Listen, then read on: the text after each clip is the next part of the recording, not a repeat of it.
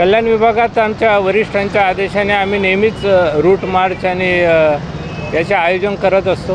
त्या पद्धतीने आता येणाऱ्या 9 वर्षाच्या संदर्भात मोठ्या प्रमाणात नागरिक रस्त्यावर येण्याची शक्यता आहे।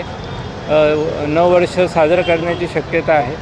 तर त्या अनुषंगाने आम्ही नेहमीप्रमाणे रूट मार्च घेतलेला आहे आणि रूट मार्चच्या आमचं जे काही पोलीस स्टेशनचे वाहनं असतील, अधिकारी असतील, अंमलदार असतील, आमचे हत्यारं असतील, त्या पद्धतीने आम्ही रूट मार्च आयोजन केलं आणि घेतलेलं आहे। नवीन वर्ष सर्वांनी आनंदात आणि चांगल्या वातावरणात साजरं करता यावं यासाठी पोलीस नेहमीच रस्त्यावर उभे राहून काम करत असतात आणि त्या अनुषंगानेही आम्ही आमच्या ड्रंक अँड ड्राईव्हच्या मोहिमा राबवलेल्या आहे। चौकात बंदोबस्त ठेवलेला आहे।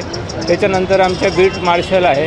असे कोणी आढळून आल्यास त्यांच्यावर आम्ही ड्रंक अँड ड्राईव्हच्या पद्धतीने कारवाई करणार आहोत। आमच्या कल्याण शहरातील सर्वही नागरिकांना पोलीस विभागातर्फे नवीन वर्षाच्या फार शुभेच्छा आणि त्यांचं नवीन वर्ष हे सुखी समृद्धीचं आणि सुरक्षेचं जावं यासाठी आम्ही कटिबद्ध आहोत।